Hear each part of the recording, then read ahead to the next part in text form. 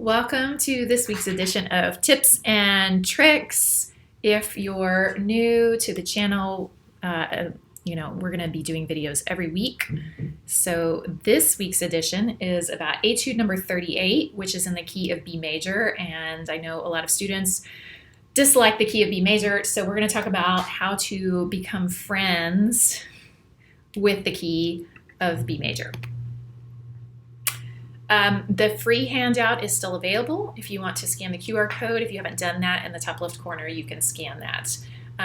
Next to that is just an excerpt from the handout. So it's our B major scale, and it will look different to you than what you're used to probably because I've made it full range. So instead of going from our low B up to our high B and turning around, what we've done is we've continued to play all of the notes that we can in the key. So we go up to the highest note, which I've included high F sharp just because we have high F sharp in one of the etudes this year, but you don't necessarily have to do that.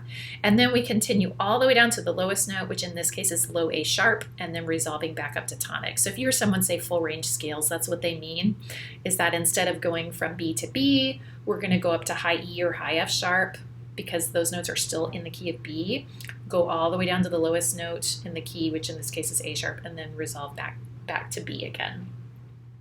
So if you already thought B major is difficult, you're not alone. I hear this a lot from students, and I think we can figure out together why that is and come up with some solutions. So first thing is, do you know the key signature? A lot of people don't have the key signatures memorized for their scales, and they're very dependent upon looking at the scale sheet for that information. So that's the first thing I'd recommend, is that you memorize it. So I think B major, 5 sharps: F sharp, C sharp, G sharp, D sharp, and A sharp. And I'm listing the sharps in the order that they appear in the key signature. That's very helpful. They always appear in the same order. F sharp is always first, which is why that one's probably the most normal, most comfortable. And then if we look at the end of the key signature, A sharp is probably the least comfortable for you. So you can practice saying the name of the scale followed by how many sharps or flats the scale has, and then listing them in the order that they appear in the key signature. You could also finger those at the same time if you wanted to do that. Which brings me to my second point, fingering and saying note names. This is so incredibly helpful for practicing. I don't care how advanced you are. This is such a great practice tool that is often seen as maybe beginner level, but it's just really a powerful tool, and I'll tell you why.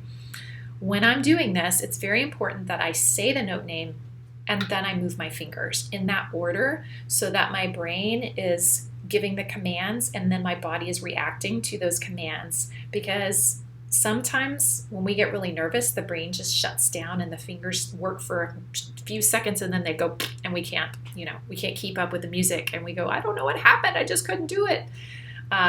So we need to practice when we're feeling uncomfortable, especially. We need to be able to keep the brain in charge of what's happening. So we need to practice thinking and reacting to those thoughts, okay? So that means I'm going to go B, and then I'm going to finger B. C sharp, finger C sharp. Left hand D sharp, finger left hand D sharp. E, finger E. You get the idea. And you could just do that with 1 octave. You could do it with 2. You could just do the high part or the low part. Whatever part is the most challenging for you, I would start there. Side note, this is a great practice tool for when your embouchure gets really tired, but you still want to make some progress. You can do this with your etudes as well, as fingering and saying note names, or counting rhythms, right? That's a great thing. Or if maybe your family's asleep and you didn't get practicing in fingering, don't forget that. All right, my third recommendation is to play scales as long tones. Most people I hear playing scales faster than they should, so you should play them slowly. Anything can become a long tone. I know that word gets tossed around a lot. It just means that we're playing slow and focusing on, is my tone nice? Maybe you can work on vibrato while you're doing that. You should definitely be thinking about tuning. Maybe there's a particular fingering that's awkward that gives you time to think before you move your fingers. It just gives you more time to think and be more mentally engaged. So you can play the long tones with or without a metronome. Doesn't matter tempo. Just something like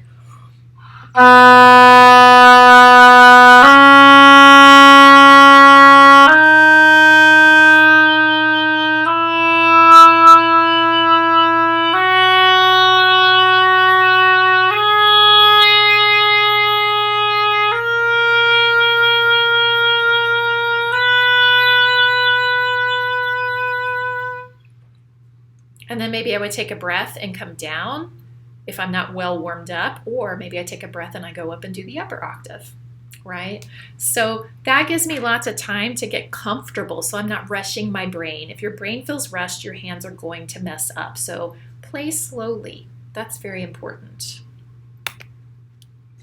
Now, if you haven't noticed the B theme, it's pretty obvious here for our key of B in honor of that, right? Beware of these two awkward intervals in the key of B major, which I honestly think is part of why people dislike them. So the first one is C sharp to D sharp because we have to do left D sharp.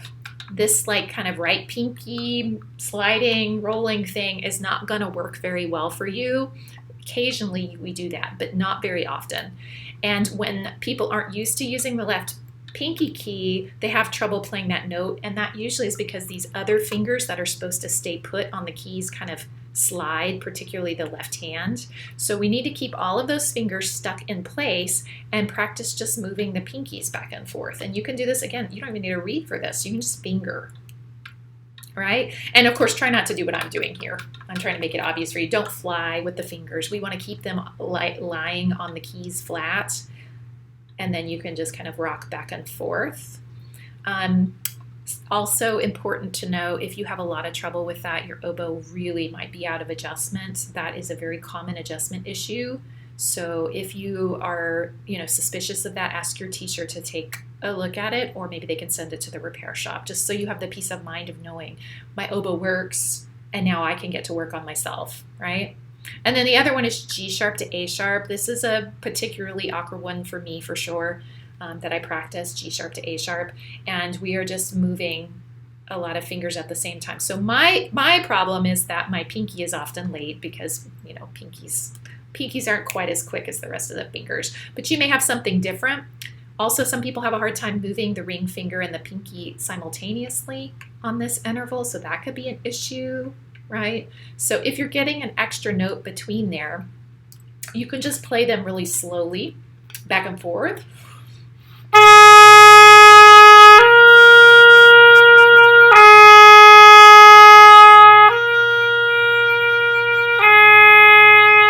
Or you could do something like,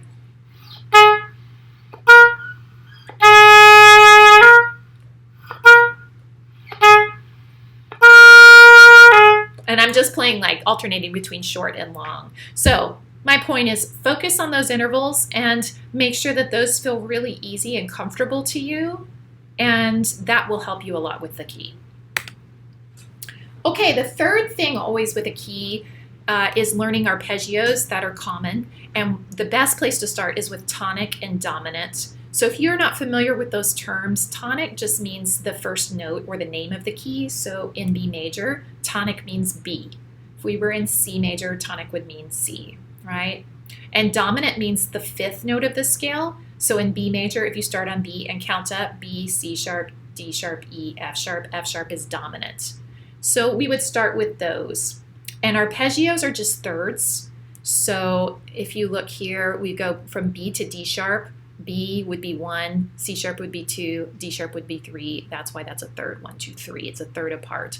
So if B, skip a note, go to D sharp, skip a note, go to F sharp. Or you could think space, space, space, or line, line, line, right? So that's a very common pattern that's going to be in this etude. And then the dominant one is F sharp, next space, A sharp, next space, E, C sharp, and then this one has a seventh, so it's 1, 3, 5, 7. You can practice it without the E if you want, and then add the E later if this is overwhelming, and you certainly can start with 1 octave on these, or 2. It doesn't have to be full range. But again, I'm adding F sharps everywhere just because I know you guys have to play them. All right, practice tricks for this week. Most important, play slowly, right? Don't go faster than your brain can think. Second one is really important. Think in sharps. There are no flats in this sharps etude, right? A sharp is A sharp. It's not B flat, it's A sharp. I know they're fingered the same, but take the time to make sure that you're comfortable thinking in the sharp names, okay? Play with a drone when you're practicing. Not a flying drone, right? What I mean is a sustained pitch. So you can get most tuners will just sustain a pitch. So if we're in the key of B major, sustain a B, right? If you don't have a tuner that does that, you can get an app. Tonal Energy is a great app you could try. Okay. Change up the articulation and the rhythm. You can change up both of those. Don't play your scales the same way every day. That is so boring. Scales are really beautiful, but change them. Change the rhythm, change the articulation, change the tempo, change everything, right? To keep your brain engaged. All right, guys, if you have other ideas, maybe things that have helped you with B major in the past that you would be willing to share in the comments, that would be really wonderful. Or let me know if these things are helping. That concludes our video for today. If you have any ideas for videos, things that you would like help with, please also leave that in the comments. I would be happy to do that. And subscribe. That would be really helpful. All right, guys, I'm going to sign out, and I will see you next Friday with a new topic. Enjoy your weekend. Bye.